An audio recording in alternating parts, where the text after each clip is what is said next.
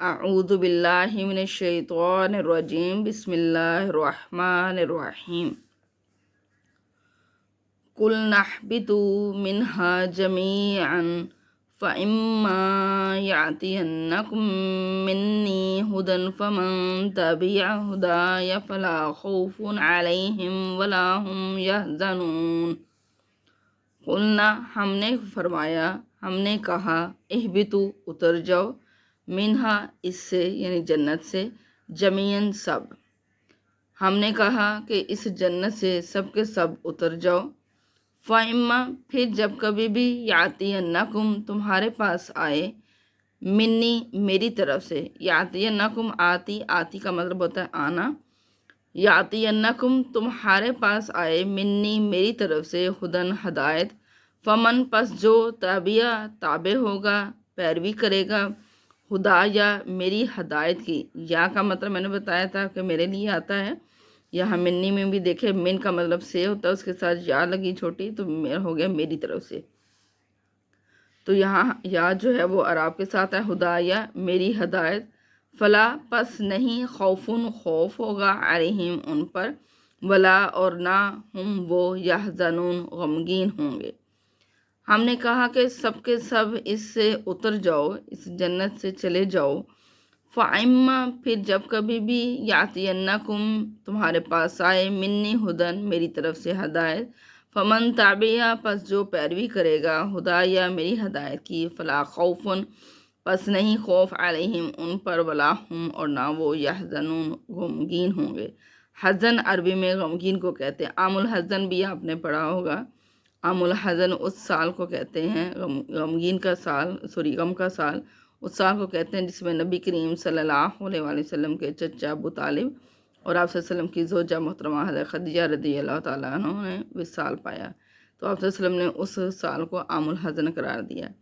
تو بتانے کا مقصد یہ ہے کہ حزن کا مطلب ہے غم، دکھ، تکلیف، ٹھیک ہے، تو وہ غمگین ہی ہوں گے۔ اب اللہ تعالیٰ نے حضرت آدم علیہ السلام، حضرت حوا کو زمین پر اتار دیا اور یہ واضح کر دیا، اس میں یہ جو کہا گیا کہ تم سب یہاں سے اتر جاؤ، اس کا مطلب کہ اب انسان جو ہے وہ زمین میں اس کی پیدائش ہوا کرے گی، انسان کی نسل جو ہے وہ زمین پر پرورش پائے گی۔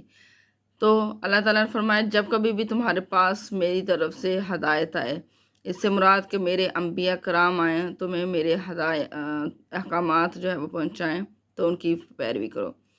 والذین کفروا وکذبوا بآیاتنا اولئک اصحاب النار هم فیہا خالدون۔ والذین اور وہ لوگ کفروا جنہوں نے کفر کیا، وکذبوا اور جھٹلایا، کذب یعنی جھوٹ بولنا، ٹھیک ہے، کفر کا معنی میں پہلے بھی بتا چکی ہوں کہ کفر کا معنی اصل میں انکار کرنا ہوتا ہے، ٹھیک ہے، جنہوں نے انکار کیا یعنی کفر کیا، وکذبوا اور جھٹلایا، بآیاتنا میری آیات کو، اولئک یہی وہ لوگ ہوں گے، اصحاب ساتھی، نار آگ کے، یہی آگ والے ہوں گے، ٹھیک ہے، یا یہی آگ والے ہیں، ہم وہ، فیہا اس میں، خالدون ہمیشہ رہیں گے۔ خالد کا معنی جو ہے ہمیشہ رہنے والا ہے، خالد کا خود سے معنی ہمیشہ رہنا ہے، تو وہ اس میں ہمیشہ رہیں گے۔ اب اللہ تعالیٰ نے فرما دیا کہ جس نے تو میرے ہدایت کی پیروی کی بس اس پر کوئی خوف اور کوئی غم نہیں ہوگا، لیکن جس نے انکار کر دیا اور میری آیات کو جھٹلا دیا، آیات اصل میں آیت کا معنی نشانی ہوتا ہے، اب اس سے مراد آیات بھی ہو سکتی ہیں، یعنی جیسے ہمارے قرآن پاک کی آیات، اس سے مراد اللہ تعالیٰ کے احکامات بھی ہیں، اس سے مراد اللہ تعالیٰ کی نشانیاں یا انبیاء کرام کو دیے گئے معجزات بھی، ٹھیک ہے، تو مراد کہنے کا یہ کہ اللہ تعالیٰ کی طرف سے جو بھی احکامات نازل ہوئے ان کو جھٹلایا، تو یہی لوگ آگ والے ہیں اور وہ اس میں ہمیشہ رہیں گے۔ یا بنی اسرائیل اذکروا نعمتی التی انعمت علیکم، یا بنی، یا اے بنی اسرائیل، اسرائیل کی اولاد۔ اسرائیل حضرت یعقوب علیہ السلام کا لقب تھا، حضرت یعقوب علیہ السلام کے 12 بیٹے تھے اور اسی سے جو پھر نسل چلی اس کو بنی اسرائیل کہا جانے لگا، ٹھیک ہے، یعنی اسرائیل کی اولاد، تو یہ ایک قوم بن گئی۔ یا بنی اسرائیل، اے بنی اسرائیل، اذکرو یاد کرو، ذکر کرو، نعمتی میری نعمت کا، اللہ تی، اب یہ دیکھیں یہاں پھر یا آ رہا ہے جس کا مطلب میری، نعمتی اللتی میری اس نعمت کا جو انعمت میں نے انعام کی، میں نے نعمت کی، علیکم تم پر، جو میں نے تم میں نعمت عطا کی، اس نعمت کا ذکر کرو یا یاد کرو۔ یہاں بھی یاد کرو کا معنی ہم لیں گے، ذکر کا معنی نصیحت بھی ہے، ذکر کا معنی ذکر کرنا بھی ہے، اور ذکر کا معنی یاد کرنا بھی ہے۔ جہاں کہیں یہ کہہ لیں کہ اللہ تعالیٰ کوئی عبرت کا مقام یا واقعہ یا عذاب کے ذکر کرتا ہے تو وہاں اس کا معنی نصیحت کا رہتا ہے، جیسے لعلکم تذکرون اکثر جگہ آتا ہے تاکہ تم نصیحت حاصل کرو۔ اور جہاں اللہ تعالیٰ کے نام کا ذکر کی بات ہوتی ہے، تسبیح بیان کرنے کی ہوتی ہے، وہاں اس کا معنی ذکر میں آ جاتا ہے۔ اور جہاں اللہ تعالیٰ کوئی واقعہ بیان کر رہا ہو، کوئی اپنی نعمت یاد دلا رہا ہو، تو پھر وہاں اس کا معنی یاد دلانے میں آ جائے گا۔ تو اے بنی اسرائیل اذکرو، یاد کرو، نعمتی اللتی میری اس نعمت کو جو انعمت علیکم میں نے تم پر کی۔ اللتی اس میں اشارہ ہے، تو میں نے یعنی اس کو جو میں نے تم پر کی، وَأَوْفُوا اور پورا کرو، بِعَہْدِی میرے عہد کو، اوفی میں پورا کروں گا، بِعَہْدِکم تمہارے عہد کو، وَإِيَّایَ اور مجھ سے ہی، فَارْہَبُون پس ڈرو۔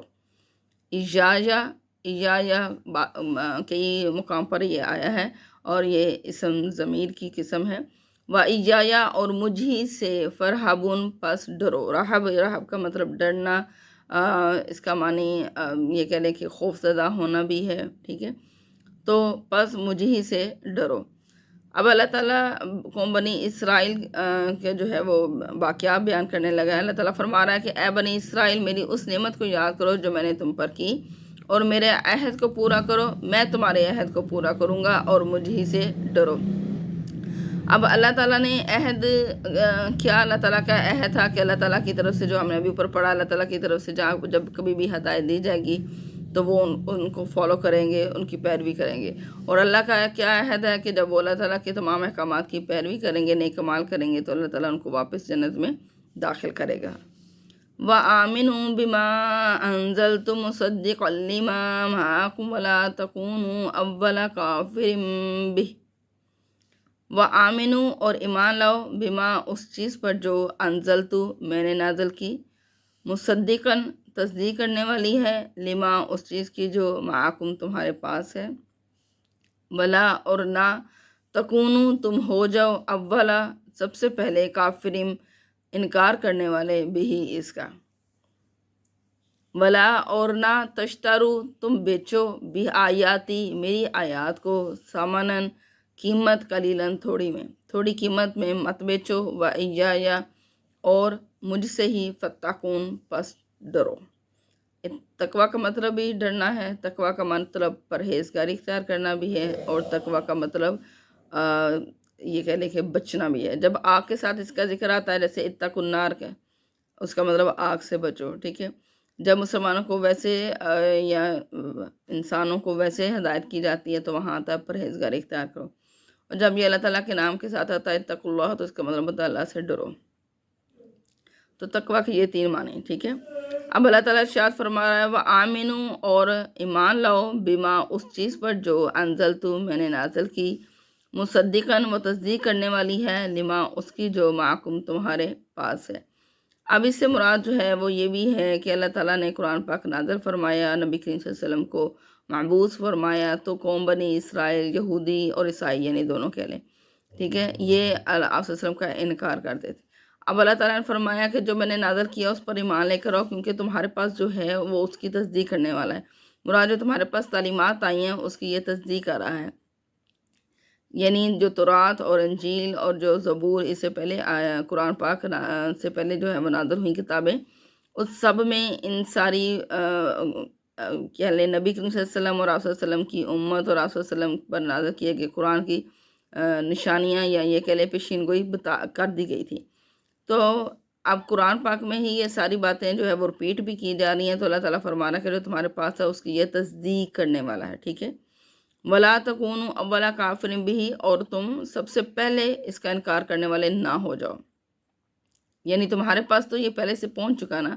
اب جن کے پاس اللہ تعالیٰ کی طرف سے کوئی تعلیمات نہیں پہنچی یا کوئی کتاب نہیں اتاری گئی تو وہ تو انکار کر رہے ہیں، تو بنتا بھی ہے، لیکن جب تمہیں تمہارے نبی نے آپ صلی اللہ علیہ وسلم کے بارے میں واضح کر دیا تو پھر تمہارا انکار کرنا نہیں بنتا ہے۔ اس لیے اللہ تعالیٰ فرما رہا ہے کہ سب سے پہلے انکار کرنے والے نہ بنو، ٹھیک ہے۔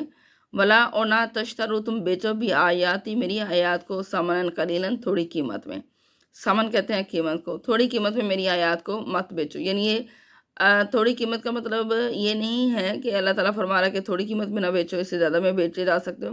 کہنے کا مطلب یہ ہے کہ یہ تمہیں عارضی فائدہ مل رہا ہے، دنیاوی فائدے جتنے بھی ہیں وہ عارضی ہیں، آخرت کا فائدہ سب سے بڑھ کر ہے۔ تو اللہ تعالیٰ کی آیات کو بیچنے سے مراد یہ ہے کہ وہ اپنے مفاد کی خاطر اپنی کتاب کے احکامات کو بدل دیتے ہیں۔ جو ان کے رہنما تھے، پادری یا جو بھی آپ کہہ لیں کہ راہب، وہ اپنے قوم کے لوگوں کے، یعنی اگر قوم میں سے کوئی بھی بڑا جو ہے وہ غلطی کرتا تو وہ ان کو پیسے پوسے دلا کے تو وہ احکام ہی بدل دیتے کہ جی ایسا نہیں ہو سکتا۔ جیسے آپ نے بھی سنا ہوگا کہ نبی کریم صلی اللہ علیہ وسلم کے دور میں بنی مخزوم کی عورت نے چوری کی تھی، تو انہوں نے بھی آپ صلی اللہ علیہ وسلم سے سفارش کروانے کی کوشش کی تھی، ٹھیک ہے۔ تو حضرت اسامہ بن زید کے ذریعے تو آپ صلی اللہ علیہ وسلم نے یہی کہا تھا کہ تم سے پہلی قومیں بھی یہی اسی وجہ سے ہلاک ہوئیں کہ انہوں نے جب کوئی ان کی قوم میں بڑا کوئی یا امیر یا سردار جو ہے وہ چوری کرتا تو اس کو معاف کر دیا جاتا اور غریب کے ہاتھ کاٹ دیے جاتے۔ تو یہ یعنی اس کا مطلب یہ ہوا کہ وہ اپنے مفاد کے لیے جو ہے انہوں نے اپنی تعلیمات کو بدل دیا۔ تو اس طرح سے یعنی یہ کہہ لیں کہ اللہ تعالیٰ نے منع کر دیا کہ میری آیات کو اپنے مفاد کے لیے مت جو ہے وہ بدلو، میرے احکامات کو مت اپنے مفاد کے لیے بدلو، مجھ سے ڈرو۔ یعنی آنا تو اللہ تعالیٰ کے پاس ہی ہے، تو یہ دنیاوی فائدے جو ہیں یہ کوئی معنی نہیں رکھتے۔ وَلَا تَلْبِسُوا الْحَقَّ بِالْبَاطِلِ وَتَكْتُمُوا الْحَقَّ وَأَنْتُمْ تَعْلَمُونَ۔ اب پھر وہی بات، ولا اور نہ تلبسو ملاؤ، حق کو بالباطلی، جھوٹ کے ساتھ، سچ کو جھوٹ کے ساتھ مت ملاؤ یا حق کو باطل کے ساتھ مت ملاؤ۔ وَتَكْتُمُوا الْحَقَّ، وَتَكْتُمُوا اور تم چھپاتے ہو، حق کو، وَأَنْتُمْ حالانکہ تم تعلمون جانتے ہو۔ یعنی حق بات جانتے ہوئے بھی تم حق کو چھپا دیتے ہو اور اس کو جھوٹ کے ساتھ بدل دیتے ہو۔ تو یہ اس طرح سے کام نہ کرو کہ حق کو باطل کے ساتھ مت ملاؤ، حق کو چھپاؤ نہیں، جانتے بوجھتے ہوئے بھی۔ وَلَا تَلْبِسُوا الْحَقَّ، اور نہ تم حق کو ملاؤ، بالباطلی، باطل کے ساتھ، وَتَكْتُمُوا اور تم چھپاتے ہو، حق کو، وَأَنْتُمْ اور حالانکہ تم تعلمون جانتے ہو۔ اب اسی قوم کو یعنی بنی اسرائیل قوم کو ہی تو پتا تھا نا کہ نبی کریم صلی اللہ علیہ وسلم کا ظہور ہونے والا ہے، یہ دور وہ آ گیا ہے جس میں آخری نبی صلی اللہ علیہ وسلم تشریف فرما ہوں گے۔ پھر بھی اس کے باوجود بھی انہوں نے ہی سب سے بڑھ کر مخالفت کی۔ اوکے، آگے دیکھیں جی، وَأَقِیمُوا الصَّلَاةَ وَآتُوا الزَّکَاةَ وَارْکَعُوا مَعَ الرَّاکِعِینَ۔ وَأَقِیمُوا اور قائم کرو، الصَّلَاةَ نماز، وَآتُوا اور دو، زکاة زکوٰۃ، وَارْکَعُوا اور رکوع کرو، مع الراکعین رکوع کرنے والوں کے ساتھ۔ یہ نماز کی فرضیت میں آیت ہے، وَأَقِیمُوا الصَّلَاةَ وَآتُوا الزَّکَاةَ وَارْکَعُوا مع الراکعین، یعنی نماز قائم کرو اور زکوٰۃ ادا کرو اور رکوع کرنے والوں کے ساتھ رکوع کرو۔ رکوع کرنے والوں کے ساتھ رکوع کرنے سے مراد جماعت، باجماعت نماز ادا کرنا ہے، یعنی یہی آیت جو ہے وہ باجماعت نماز کی فرضیت میں آتی ہے، ٹھیک ہے۔ تو اللہ تعالیٰ نے یہ حکم عطا کر دیا اور یہاں نماز کا ذکر کیا ہے، نماز کے ساتھ ساتھ زکوٰۃ کا، تو اس سے ظاہر ہو جاتی ہے زکوٰۃ کی بھی فضیلت، یا یہ کہہ لیں کہ اہمیت، کہ نماز کے ساتھ ساتھ جو ہے وہ کئی مقامات پر قرآن پاک میں اللہ تعالیٰ نے زکوٰۃ کا ذکر کیا، ٹھیک ہے۔ تو جہاں نماز ضروری ہے وہاں زکوٰۃ بھی اس قدر ضروری ہے، اور یہ ارکان اسلام میں سے یہ نماز اور زکوٰۃ کے ارکان ہیں۔ اتعمرون الناس، اتعمرون کیا تم حکم دیتے ہو، ناسا لوگوں کو، بالبر نیکی کا، وتنسون اور بھول جاتے ہو، اور تم بھول جاتے ہو، نسیان اردو میں لفظ ہم بولتے ہیں جو بھول جانے کی بیماری ہے، ٹھیک ہے۔ تو یہ نسو بھولنا، وتنسون تم بھول جاتے ہو، انفسکم خود کو، اپنے آپ کو، وانتم اور تم، تتلون الکتابہ کتاب کی تلاوت بھی کرتے ہو، افلا کیا فا پس لا نہیں، تعقلون تم عقل رکھتے، کیا فا پس لا نہیں، تعقلون تم کیا پس تم عقل نہیں رکھتے۔ اب اللہ تعالیٰ کیا ارشاد فرما رہا ہے، ان کو واضح فرما رہا ہے کہ لوگوں کو تو نیکی کا حکم دیتے ہو لیکن خود بھول جاتے ہو، یعنی خود نیکی پر عمل نہیں کرتے. لوگوں کو نیکی کا حکم دے دیتے ہو لیکن خود تم اس پر عمل نہیں کرتے. وہ کیا کہتے ہیں نا، دوسروں کو نصیحت خود میاں فضیحت. تو دوسروں کو تو نصیحت کر دی لیکن خود اپنے آپ کو جو ہے وہ بھول جاتے ہیں، خود نیک کاموں پر عمل پیرا نہیں ہوتے. اس سے مراد یہ وَأَنْتُمْ تَتْلُونَ الْكِتَابَ، اور تم کتاب کی تلاوت بھی کرتے ہو، یعنی احکامات کا علم تمہیں بھی ہے، تم کتاب بھی پڑھتے ہو، لیکن اس کے باوجود جو ہے وہ اپنے آپ کو چھوڑ کر لوگوں کو نیکی کا حکم دیتے رہتے ہو. یعنی دوسروں کو تو واضح کرنا آسان ہوتا ہے لیکن بات یہ ہوتی ہے کہ خود انسان اس پر کتنا عمل پیرا ہے. تو جب تم خود اس پر عمل نہیں کر رہے تو اس کا کوئی فائدہ نہیں تمہاری اس تعلیم کا. جب تک انسان خود پر عمل نہیں کرتا اس کی بات میں اثر نہیں ہوتا.